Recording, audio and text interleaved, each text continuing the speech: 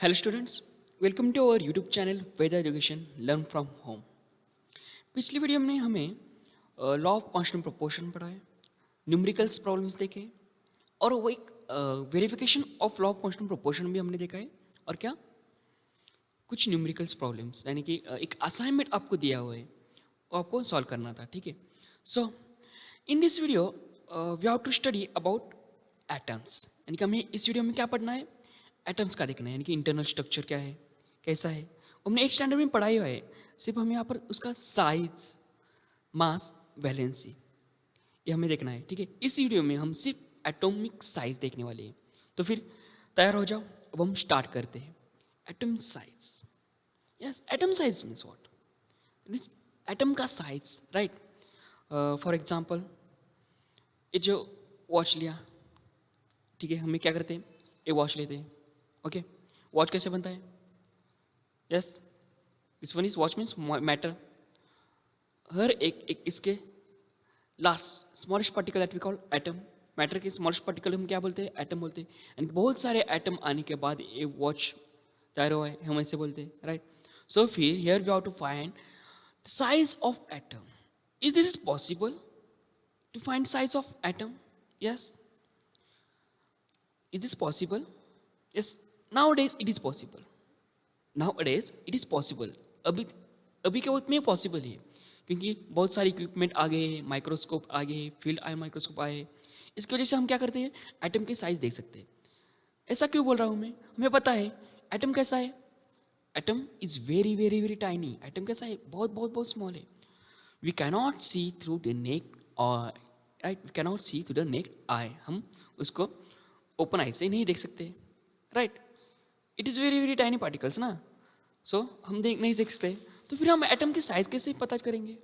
Yes, तो फिर हमें ये एटम का साइज कैसे पता चलने वाला है, यही हमें इस वीडियो में देखना है। ठीक है, तो फिर यहाँ पर next, so before going to start our this atom size, okay, we recall some concept that we already studied in our previous previous standard. We study about the internal structure of atom, ये हमने पढ़ा है, उसके models, right, उसके models हमने पढ़े ही हुए हैं। सिर्फ हमें क्या करना है, थोड़ा रिकॉल करते हैं। सबसे पहले हम थोड़ा रिकॉल करते हैं, तो फिर उसके बाद हम आज का लेसन जो एटम साइज है हम स्टार्ट करते हैं।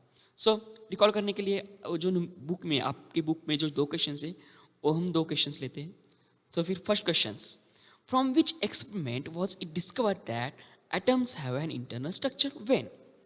सबसे पहला क्वेश्चन क्या है, around which experiment was it discover that atoms have an internal structure when. यहाँ पर क्वेश्चन ठीक से पढ़ो, यहाँ पर क्या दिया है, एटम्स का इंटरनल स्ट्रक्चर कौन से एक्सपेरिमेंट से हमें मिला है और कब मिला है, वो हमें लिखना है। आप डायरेक्टली लिखेंगे कि पहला हमारा मॉडल्स था जॉन डाल्टन, आप उनसे लिखेंगे जॉन डाल्टन, मगर ऐसा नहीं है। क्वेश्चन क्या है, from which experiment was it discover atoms have internal structure, कौन से एक्सपेरिमेंट से हमें पता चला कि एटम्स के अंदर उसका इंटरनल स्ट्रक्चर है, राइट। तो फिर सबसे पहले हम रिकॉल करते हैं ना, तो फिर पहला मॉडल कौन सा था, 1804 में हमारे first scientist, yes, John Dalton ने बताया था एटम्स इज इंडिस्ट्रिब्यूटिबल, इंडिविजिबल, राइट। उसके सम पोस्टुलेट हमने पढ़े, आप मेरा पहला वीडियो देख सकते हैं, उसमें मैंने पोस्टुलेट दिए हुए हैं। ठीक है, उसके पोस्टुलेट हमने देखे। डाल्टन ने बताया था क्या क्या ये कि atoms are indivisible, indestructible, right. That means atom जो है वो उसका स्ट्रक्चर ही नहीं, इंटरनल स्ट्रक्चर ही नहीं है, वो क्या है, एक सिर्फ स्पेयर है, सॉलिड स्पेयर है ऐसा, राइट, हार्ड ही है वो। ठीक है, ऐसा डाल्टन ने कहा था। जैसे कि हमारा बूंदी के लड्डू को बूंदी रहता है वो, फॉर एग्जाम्पल ये देखो, बूंदी का लड्डू कब बनता है, जब बहुत सारे बूंदी एक साथ आते हैं तब हमारा वो बूंदी का लड्डू बनता है, ये हमें पता है। बूंदी का लड्डू ऐसे ही फॉर्म होता है ना, राइट, बूंदी का लड्डू। सेम वैसे ही हमारा मैटर कैसे फॉर्म होता है, यस, सेम वैसे ही हमारा मैटर कैसे फॉर्म होता है, वी नो दैट ना, matter is made up of A small particle that means atoms. जैसे ये एटम स्टिक्स करेंगे एक साथ, when these atoms are sticking to each other then this matter form। Same ऐसे ही है, एक सिंगल एटम्स मीन्स हमारी एक single Bundi, okay. when these are atoms are stick to each other, same there, when these bundis are sticking to each other then हमें क्या मिलने वाला है, बूंदी का लड्डू मिलने वाला है।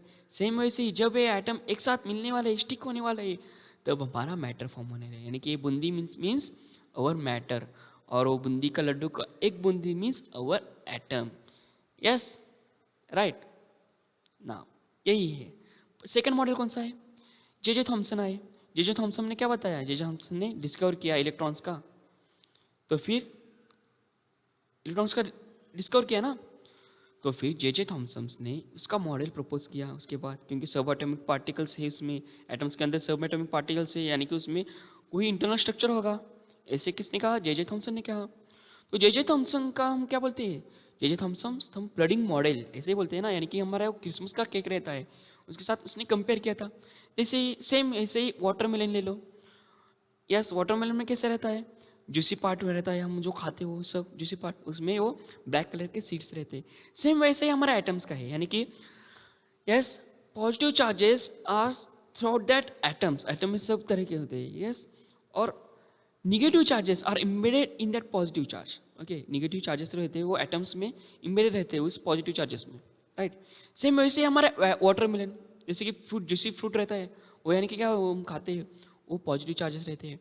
एंड वो that embedded black seeds, that mean black seeds means that means electrons. Okay, यानी कि वाटरमेलन ही कम सेम वैसे ही मॉडल हमारा जे थॉमसन का मॉडल है। इसे कंपेयर करके स्टडी करो, आपको सिंप्लिसिटी आ जाएगी, ठीक है। तो फिर जब भी पॉजिटिव चार्जेस है सेम देयर नेगेटिव चार्जेस है, that means there atom is electrically neutral, right. एक किसने, जे थॉमसन ने कहा। पर इंटरनल स्ट्रक्चर हमें मिला कहाँ, इंटरनल स्ट्रक्चर वहाँ पर एक्सपेरिमेंट से हमें टोटल इंटरनल स्ट्रक्चर नहीं मिला। तो फिर ये इंटरनल स्ट्रक्चर हमें किस एक्सपेरिमेंट से मिला, Rutherford alpha scattering experiment. Rutherford studied inside of atom by his scattering experiments, nuclear model of atom in 1911. 1911 में रुदरफोर्ड ने बताया। अल्फा स्कैटरिंग एक्सपेरिमेंट हमें पता है क्या किया रुदरफोर्ड ने, एक अल्फा स्कैटरिंग इमीटर लिया, अल्फा स्कैटरिंग का, अल्फा पार्टिकल का, राइट, इमीटर लिया, राइट। और यहाँ पर क्या किया, एक गोल्ड थिन फॉइल लिया, गोल्ड थिन फॉइल लिया, और यहाँ पर फ्लोरोसेंट स्क्रीन बसाई। Okay, and he strikes this alpha particles on this gold foil. Okay, gold foil, ये जो गोल्ड फॉइल है कैसा है, थिन है, right. When this alpha particle strong strikes on that gold foil, then सबसे ज़्यादा, यानी कि जो ये अल्फा पार्टिकल्स फास्ट मूविंग है ना, वो जो आ रहे हैं, ये जब स्ट्राइक्स करेंगे गोल्ड फॉइल पर, ठीक है, सेम ऐसे ही जब स्ट्राइक्स करेंगे तो सबसे ज़्यादा अल्फा पार्टिकल्स यस डायरेक्टली पास हो गए, उसमें से डायरेक्टली पास हो गए, वहाँ डिफ्लेक्ट नहीं हो गए, डायरेक्टली सबसे ज़्यादा अल्फा पार्टिकल्स पास हो गए और फ्लोरोसेंट स्क्रीन पर यहाँ पर हमें मिल गए, राइट। यानी कि सबसे ज़्यादा अल्फा पार्टिकल्स वहाँ से डायरेक्टली पास हो गए। इसका मीनिंग क्या है, it indicates that there is space between that gold foils atoms. Okay, ये दिखाता ही ना, क्योंकि वो डायरेक्टली पास हुए, स्ट्रेट लाइन में जा रहे हैं, यानी कि उसका मतलब क्या है कि yes there is space between the atoms of that gold foil, right. ये किसने, रुदरफोर्ड ने बताया, वो उनमें 8 स्टैंडर्ड में पढ़ाई हुआ है। और जो डिफ्लेक्ट हो रहा है, यानी कि वहाँ पर मास ऑफ कंजर्वेशन, यानी कि वहाँ पर मास है, हमारा न्यूक्लियस है, वो डिस्कवर किया। यानी कि इंटरनल स्ट्रक्चर किसने बताया, हमारे कुछ साइंटिस्ट रुदरफोर्ड ने बताया। कौन सा experiment, from which experiment, alpha scattering experiment in 1911। ठीक है, ये सब रिकॉल करो, उसके बाद हम स्टार्ट करते हैं नाउ। नेक्स्ट, ये सब हमने 8 स्टैंडर्ड में पढ़ा हुआ है। सेकंड क्वेश्चन भी है, क्या है, what are the two parts of atom, what are they made up of. यानी कि एटम जो है वो किस दो पार्ट से बने हुए हैं, and what are they made up of, that also we studied. Atom is made up of a 2 parts, that one is nucleus and extra nuclear part, right. ये हमने पढ़ा हुआ है, एटम कैसे फॉर्म होता है, nucleus and extra nuclear part की वजह से, राइट। फिर हमने वो भी पढ़ा है उसके एटम्स के सब atomic particles, protons, neutrons, electron, right, ये भी हमने पढ़ा हुआ है। प्रोटॉन को हम स्मॉल पी से डिनोट करते हैं, न्यूट्रॉन को स्मॉल एन से, और इलेक्ट्रॉन को स्मॉल ई से। This also we know that mass of the proton, right, and mass of the electron, mass of the electron is negligible, बहुत कम है। यस, सेम है।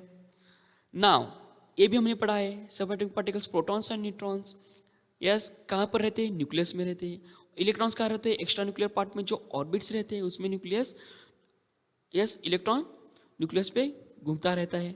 हमें एनिमेशन, यानी कि हम लिखने वाले हैं, ठीक है, एक मॉडल हम देखते हैं उसके जैसे आपको पता चलेगा इजीली, आपको पता चलेगा कि प्रोटॉन्स, न्यूट्रॉन्स, इलेक्ट्रॉन्स एटम्स में रहते कैसे हैं, ठीक है। नाउ सी है proton. Now this one is atom is made up of a two parts. First one, that is this one is nucleus.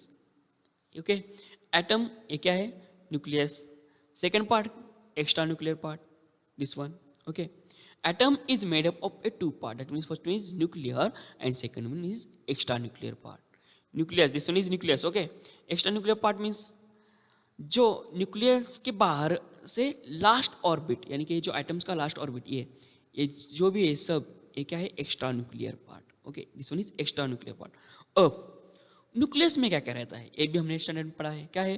Protons and neutrons are present in nucleus and protons and neutrons are combined together, that we call nucleons. उसको क्या बोलते हैं हम?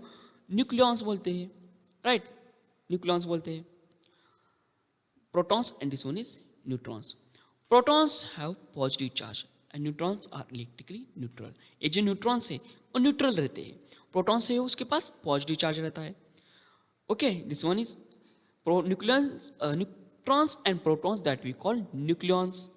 Okay, और वो nucleus में present रहता है, यानी कि mass of the nucleus is nothing but the mass of proton and neutron, right? Now this one is electron. Electrons are present in orbit and that revolves around this nucleus.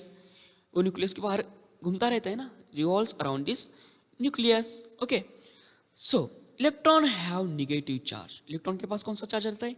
Negative charge रहता है। Mass of the electron is negligible as compare to proton. Electron का mass negligible रहता है, ठीक है, negligible रहता है, इसलिए वो हम इग्नोर करते हैं।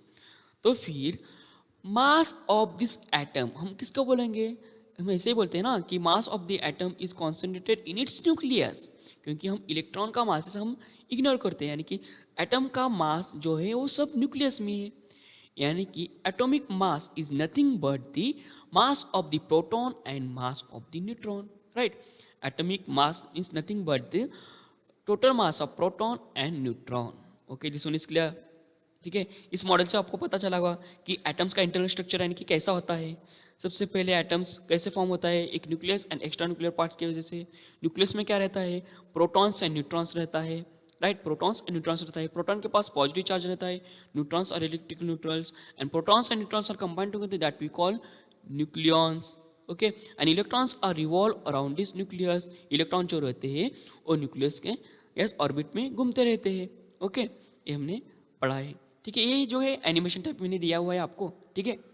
Now this one also we studied that maximum number of electrons that can be accommodated in a shell is given by 2n square. Atoms के बाहर जो, ये देखो हमने अभी एक स्ट्रक्चर देखा, ये जो बाहर है उसको क्या बोलते हैं हम? ऑर्बिट और शेल बोलते हैं, ठीक है। यानी कि उसकी कुछ कैपेसिटी रहती है हर एक की, यानी कि देखो सचिन की कैपेसिटी सिर्फ 2 रोटी की होती है, रमेश की 3 रोटी की, यानी कि हर एक की कैपेसिटी डिफरेंट डिफरेंट रहती है। वैसे ही हमारे एटम्स के जो शेल्स है उसकी कैपेसिटी भी डिफरेंट डिफरेंट है, यानी कि फर्स्ट शेल की capacity, electron capacity different, second shell की इलेक्ट्रॉन कैपेसिटी भी डिफरेंट है, ठीक है। वो हम कैसे फाइंड करेंगे? इस फॉर्मूले से, 2n square. This one we also studied in our standard. Now see है 2n square. This one is shell, K-L-M-N. N is nothing but the order. Okay. Now see here, we have to find the number of electron. That means capacity of the shells of that. Yes, capacity. हमें क्या देखना है? Capacity देखना है। First shell की capacity कैसे find करेंगे? Simply we have to substitute order, that means N की वैल्यू हमें सब्स्टिट्यूट करना है इस फॉर्मूला में। We get the capacity of electrons of that shell. Okay, now see here 2 1 2 into 1 2. K shells contains 2 electrons. Same here, L second order. So 2 square means 4 into 2, 8. Same here, 3 means 3 into 9, 9 into 2, 18. 4 square 16, 16 into 2, 32. In this way. इसी तरह से आपको shells की capacity, electron capacity हमें मिल जाएगा, ठीक है। अब हम इसका एनिमेशन टाइप देखते हैं, उसके अब इजीली हमें यस पता चलेगा कि कैसे इलेक्ट्रॉन्स डिस्ट्रीब्यूट होते हैं। नाउ सी है, this one is the for example atom से देखो, ठीक है, एग्जाम्पल लो, एटम है, इसका ये न्यूक्लियस है, इसमें एक शेल है। ओके, हम हमारे एग्जाम्पल भी देखते हैं। एक शेल किस में रहता है? सबसे पहले मेरा hydrogen atom, hydrogen atomic number is 1, So electronic configuration is 1.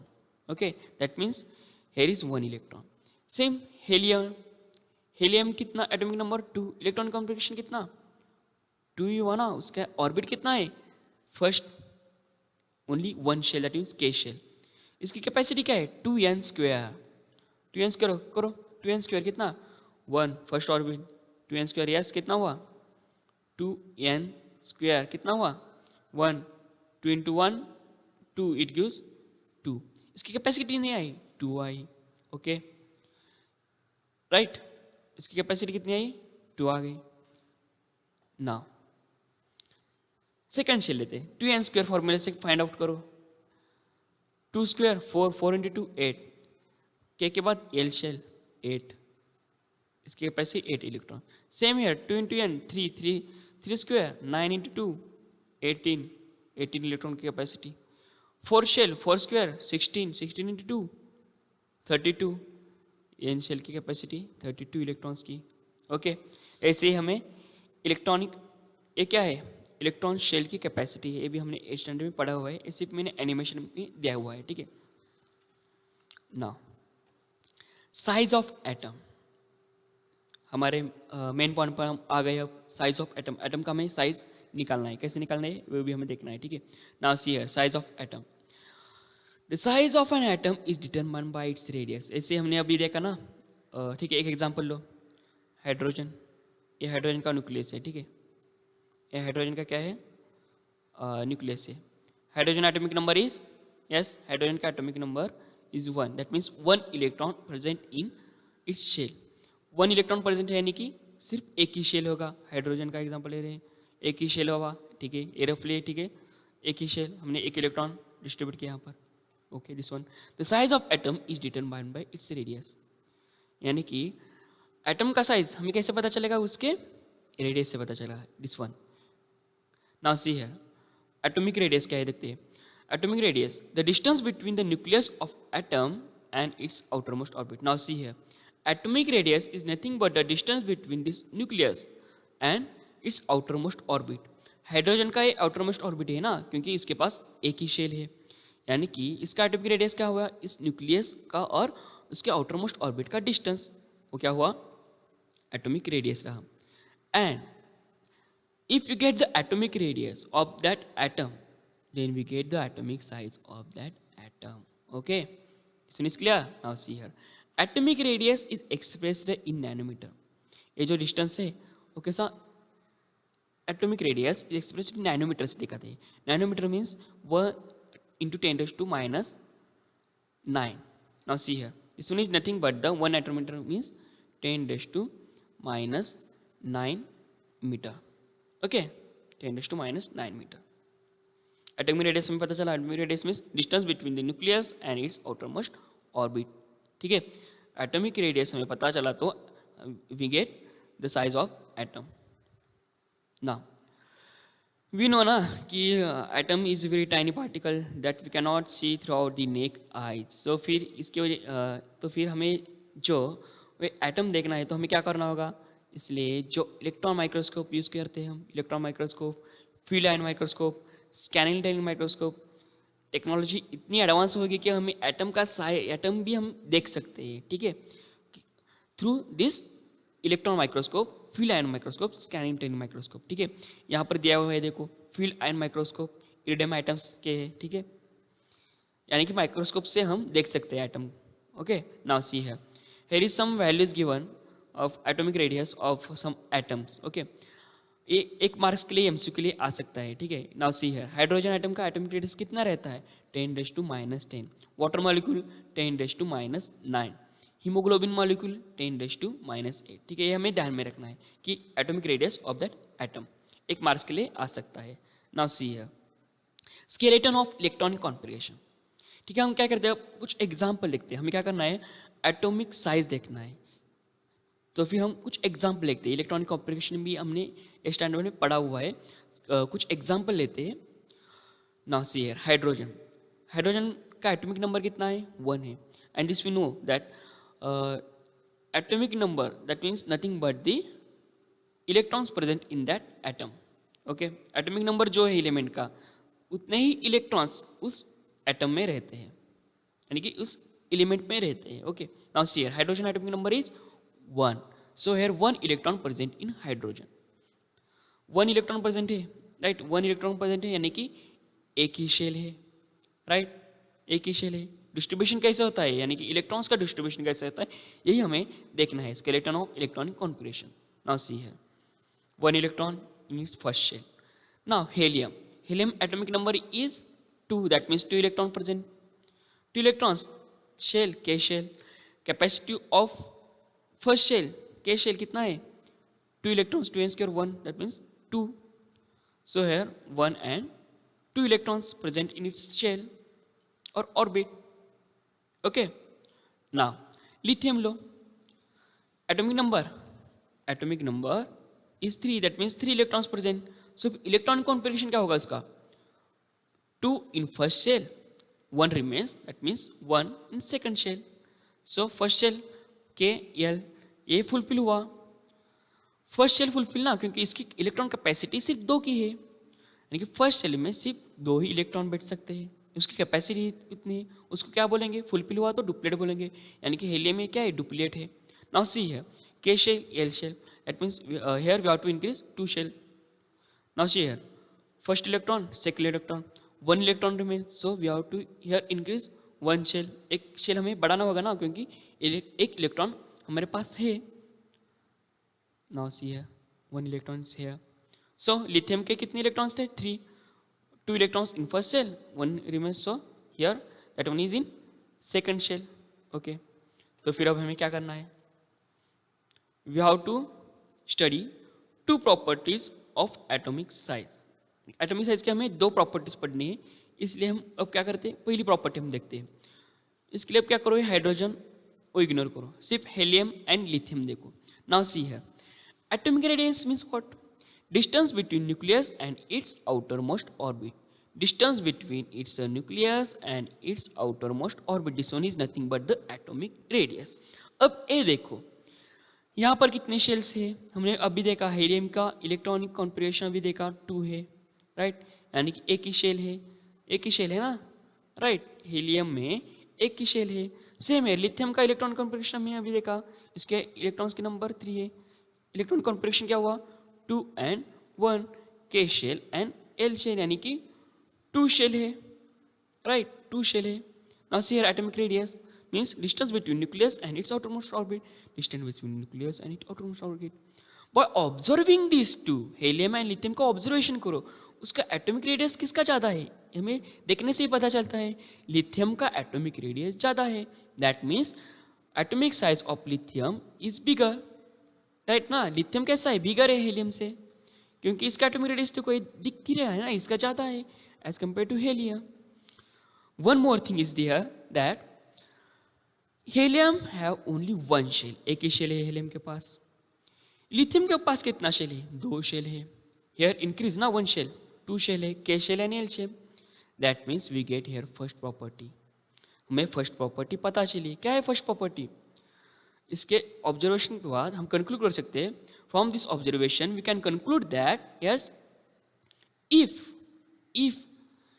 greater the number of shell then greater the atomic size, right. यानी कि किसके पास नंबर ऑफ शेल्स ज़्यादा है, यानी कि किसी एटम के पास नंबर ऑफ शेल्स ज़्यादा है तो उसका एटॉमिक साइज भी ज़्यादा रहेगा. ये क्या है? सबसे पहला first property of atomic size. Okay, bye observing this, यानी कि हेलियम का और लिथियम का हमने एग्जाम्पल अभी लिया. हेलियम में 2 इलेक्ट्रॉन्स रहते हैं, उसका शेल एक ही रहता है. लिथियम में 3 इलेक्ट्रॉन्स रहते हैं, कैपेसिटी ऑफ फर्स्ट शेल 2, एक electron remain. So here we have to increase 1 shell. So 3 electron distribute हो गया, यानी कि लिथियम के पास टोटल 2 शेल है, हीलियम के पास 1 शेल है. By observing this we get atomic radius of lithium is greater than helium. So here if from observing this we conclude one property that yes, if number of shells of atoms greater then that atomic size also greater, bigger, right. यानी कि किसके पास, किस atom के पास ज़्यादा number of shells रहेंगे वो atom बिगर रहेगा. Okay, ये हमारी फर्स्ट प्रॉपर्टी है.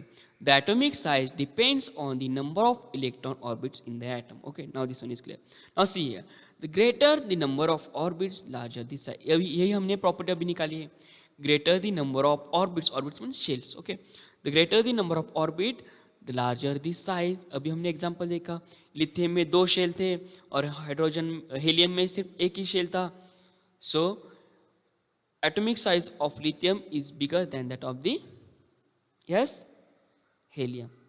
सो अब ये देखो, इस क्वेश्चन का आंसर बताओ जल्दी. Out of sodium and carbon which elements atomic size is bigger. Question क्या है? Out of sodium and carbon which elements atomic size is bigger. यानी कि सोडियम एंड कार्बन में से कौन सा एलिमेंट के एटॉमिक साइज ज़्यादा है. To calculate this we have to know atomic number of this element. Sodium का कितना है एटॉमिक नंबर? 11, कार्बन का 6. Then after that we have to know electronic configuration. Sodium का कितना? 2, 8, total 10, 1 remains, so here 1. Same carbon का electron configuration atomic number कितना है? अभी कार्बन का आपने बताया 6. ओके, 6 कार्बन का atomic number 6. So here 2 remains 4, 2, 4. सो कितने शेल है इसके पास? KLM. इसके पास KNL. यानी कि इसके पास कितने शेल है? 3 शेल है.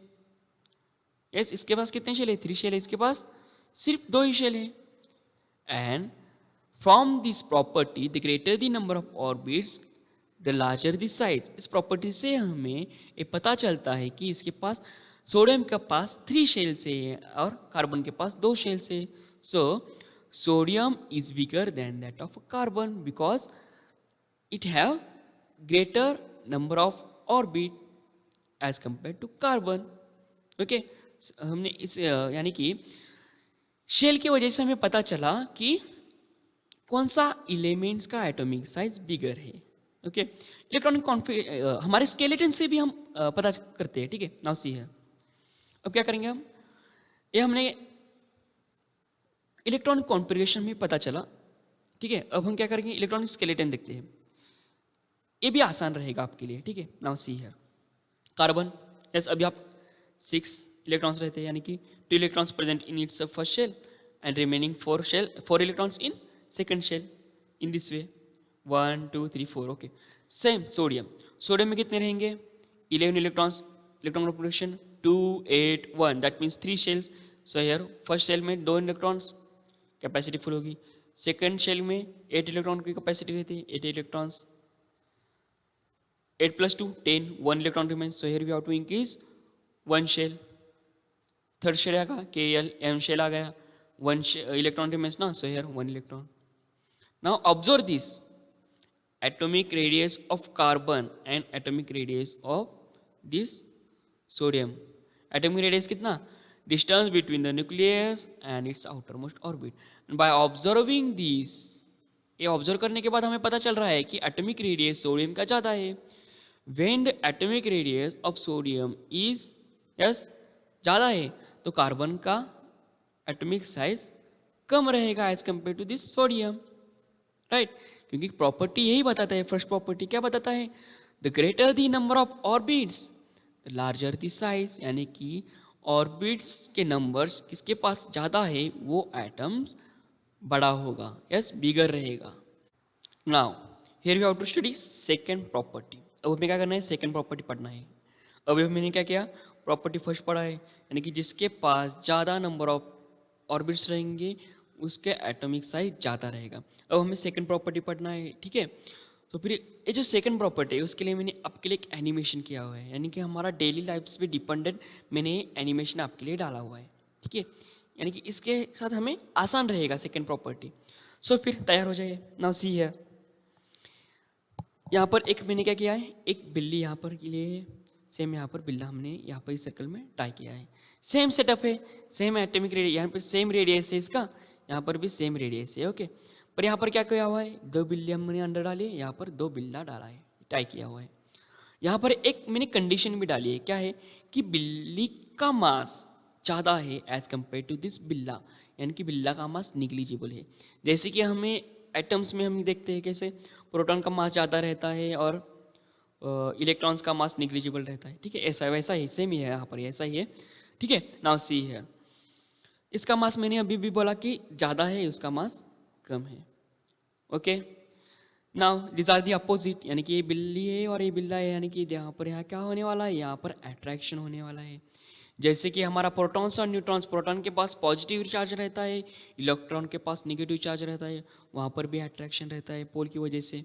वैसे ही इस केस में वैसा ही है, क्या है, बिल्ला और बिल्ली है, यानी कि अपोजिट है, यानी कि यहाँ पर भी अट्रैक्शन हो रहा है ना। ये डेली लाइफ का एग्जाम्पल है, दोनों पे अट्रैक्शन रहेगा। ये बिल्ला, जो बिल्ला है वो अंदर जाने की कोशिश करेगा बिल्ली के पास, अट्रैक्शन यानी कि दोनों पे ही होएगा। पर मैंने यहाँ पर एक कंडीशन डाला है, इसका मास ज़्यादा है। जैसे कि हमारा डेली लाइफ का हमने एक एग्जांपल लेते हैं, वॉच लो।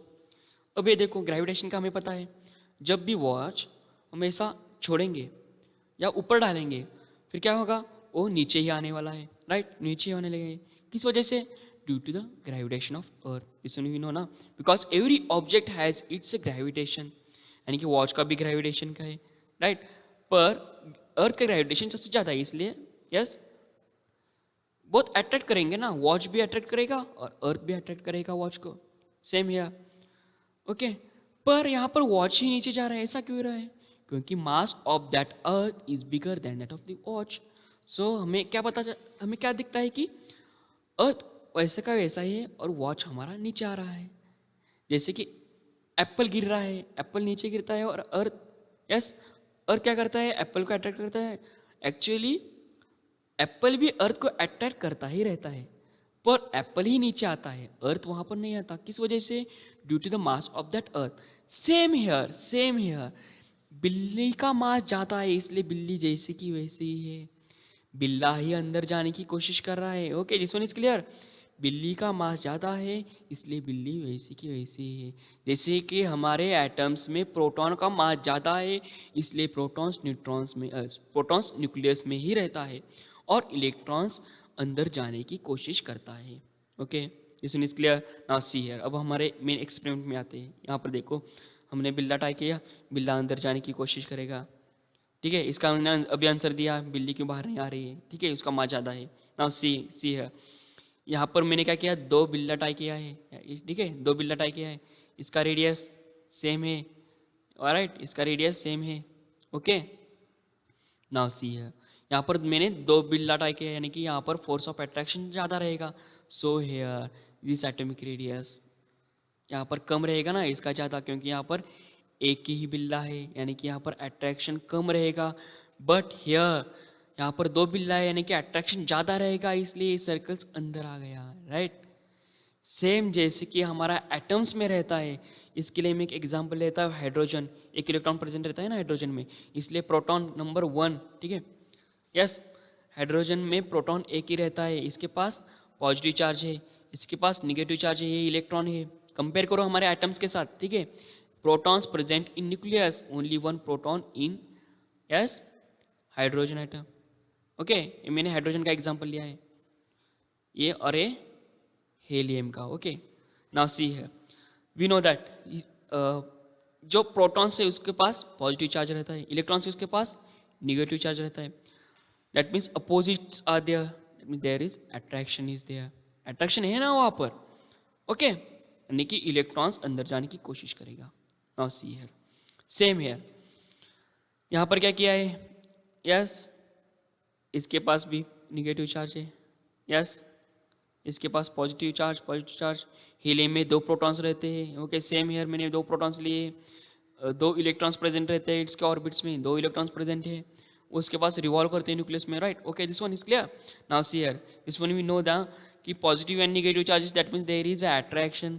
मैंने अभी कंडीशन डाला है कि इसमें प्रोटॉन का मास ज़्यादा रहता है, इसलिए इलेक्ट्रॉन्स ही अंदर जाने की कोशिश करते हैं।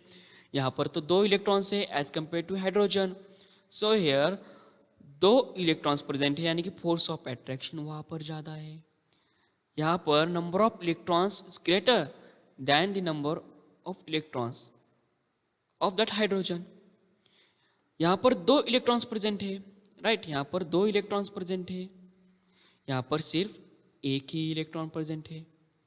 सो यहाँ पर दो इलेक्ट्रॉन प्रेजेंट, इसका मीनिंग क्या है, यहाँ पर फोर्स ऑफ अट्रैक्शन कैसा है, फोर्स ज़्यादा है। सो हियर एक प्रॉपर्टी हमें मिली, क्या मिली प्रॉपर्टी?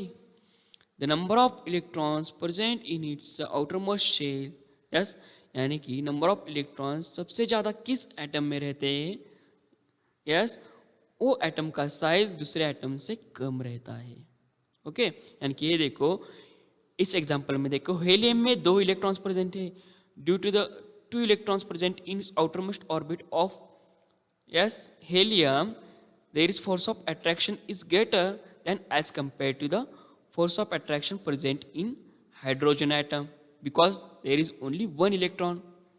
क्योंकि हाइड्रोजन के पास एक ही इलेक्ट्रॉन्स है और हीलियम के पास 2 इलेक्ट्रॉन्स है, यानी कि हीलियम के पास 2 इलेक्ट्रॉन होने से कारण यहाँ पर फोर्स ऑफ अट्रैक्शन कैसा है, ज़्यादा है। हाइड्रोजन के पास एक ही इलेक्ट्रॉन है, फोर्स ऑफ अट्रैक्शन कैसा है, एज कम्पेयर टू हीलियम कम है। तो फिर हमारी यहाँ पर सेकेंड प्रॉपर्टी हमें मिली है, क्या है वो, कि अगर नंबर ऑफ शेल्स सेम है, if atoms have number of shells same, then in that case the number of electrons present in outermost orbit of that atom's size is smaller than few electrons present in its outermost shell of other atom। Okay, ये हमारी second property मिली, क्या मिली?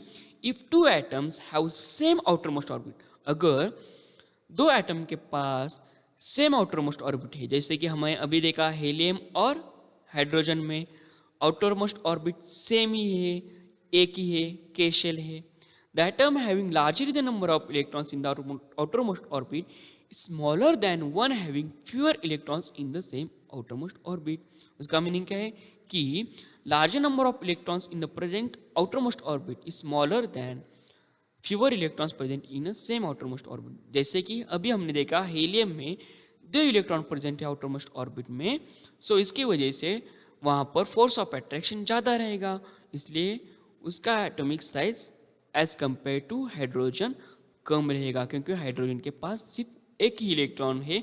एक ही electron होने के कारण उसमें force of attraction helium से कम रहेगा, राइट। तो हमें सेकंड प्रॉपर्टी मिल गया। फर्स्ट प्रॉपर्टी क्या बताता है? First property, the greater the number of shell then the atomic size is bigger. Okay, second property क्या बताता है? If two atoms have same outermost orbit, यानी कि अगर एटम के पास सेम आउटरमोस्ट ऑर्बिट है, तब एक एटम के अंदर जब नंबर ऑफ इलेक्ट्रॉन्स ज़्यादा रहेंगे as compare to few electron present in other atom, तो नंबर ऑफ इलेक्ट्रॉन जो किस एटम्स में ज़्यादा रहते हैं वहाँ पर फोर्स ऑफ अट्रैक्शन ज़्यादा रहेगा, तो फिर इसका एटॉमिक साइज कम रहेगा। ओके, 2 ही प्रॉपर्टी है। अगर आपको ये 2 प्रॉपर्टी पता है तो आप इस तरह के, यानी कि यहाँ पर देखो क्वेश्चन दिया है, arrange the following element in order of their decreasing order size.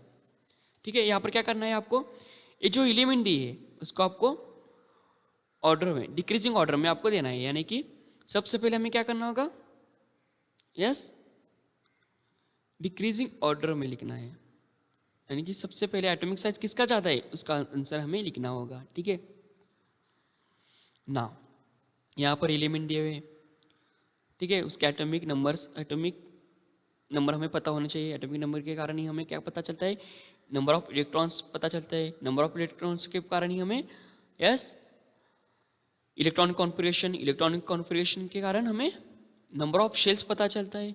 First property, second property हमें वो यूज करने के बाद हमें उसका एटॉमिक साइज पता चलेगा। यानी कि जब भी इस तरह के क्वेश्चंस आएंगे तब हमें क्या करना है, 2 प्रॉपर्टी यूज करना है। फर्स्ट प्रॉपर्टी क्या थी, if the number greater the number of orbits then greater the size, यानी कि नंबर ऑफ ऑर्बिट किस एटम्स में ज़्यादा है वो एटॉमिक साइज ज़्यादा रहेगा। सेकेंड प्रॉपर्टी क्या थी कि अगर दोनों एटम्स और किसी भी एटम्स के size numbers of orbit same है, तो फिर उस केस में नंबर ऑफ इलेक्ट्रॉन किस एटम्स में ज़्यादा रहते हैं उसका एटॉमिक साइज कम रहता है as compare to second atom. Okay, ये 2 प्रॉपर्टी हमें यूज करना है। तो फिर यहाँ पर देखो सोडियम की कितना एटॉमिक नंबर 11, यानी कि 11 electron present in its yes, electrons are present ना सोडियम में, सो फिर इलेक्ट्रॉन कॉन्फिगरेशन क्या हुआ 2 8 1। यहाँ पर कितने शेल आएंगे KLM, यस KLM 3 शेल आ गए।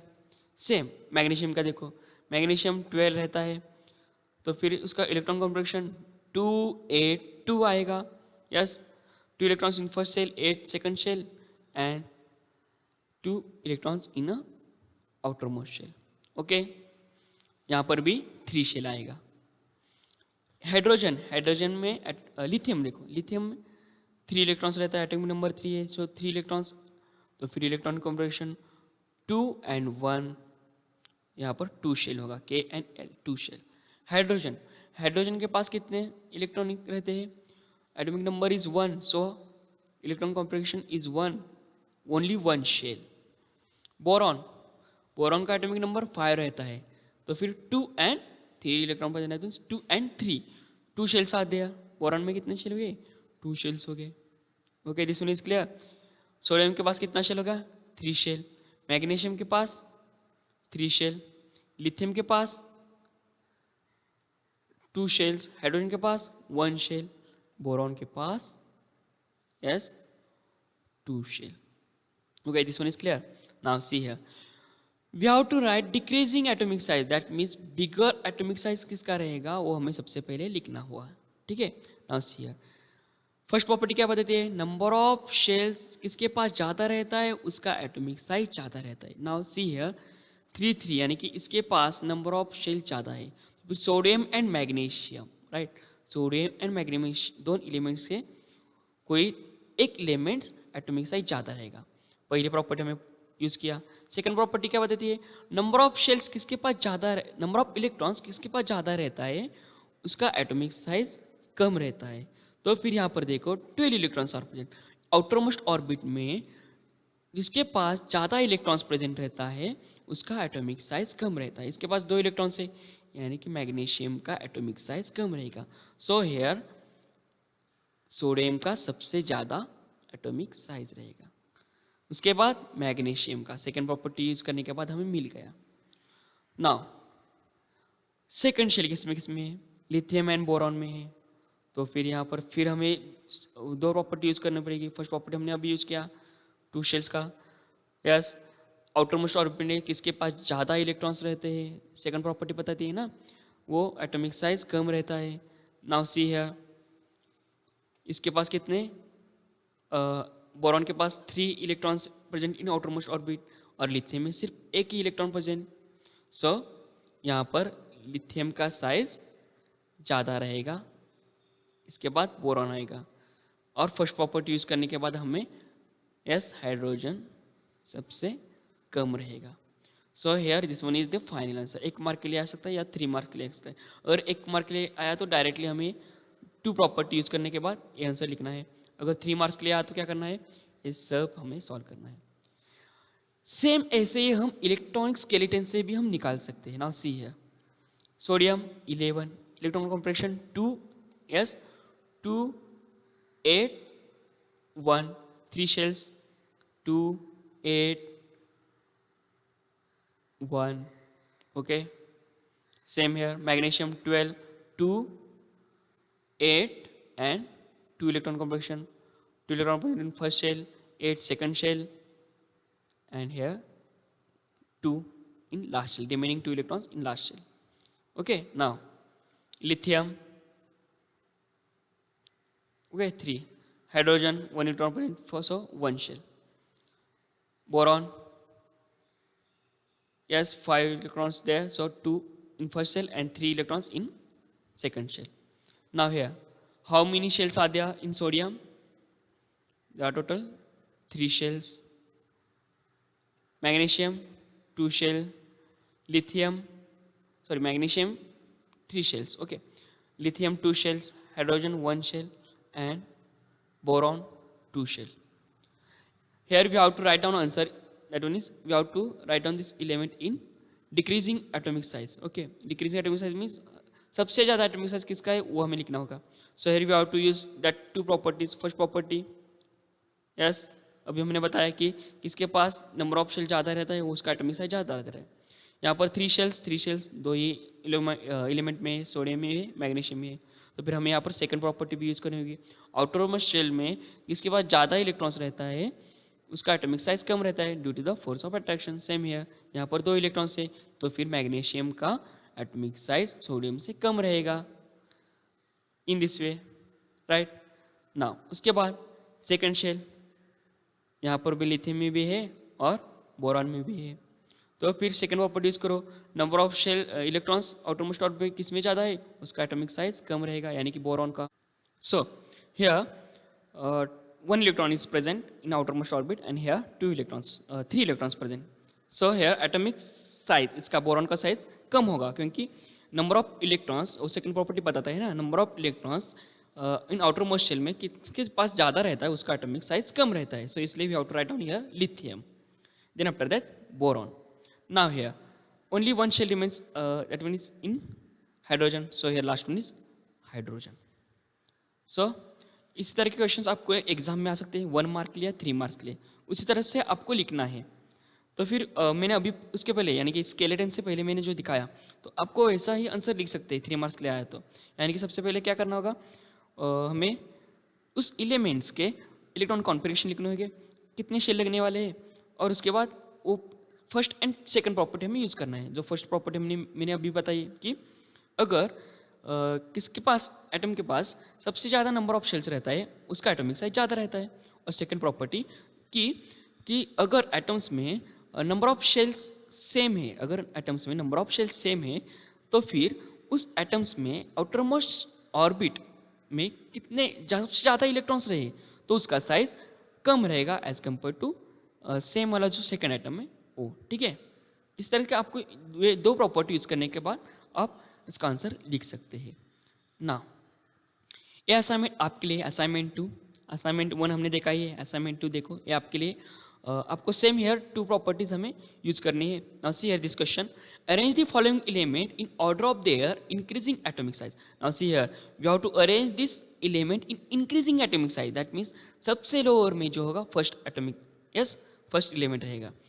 Helium, aluminium, carbon and oxygen दिया हुआ है मैंने, ठीक है। ये एलिमेंट है, उसके एटॉमिक नंबर हमें पता है रहना चाहिए, यानी 20 एलिमेंट्स, कम से कम 20 एलिमेंट के एटॉमिक नंबर्स और एलिमेंट्स के नेम आपको याद रखना होगा, ठीक है।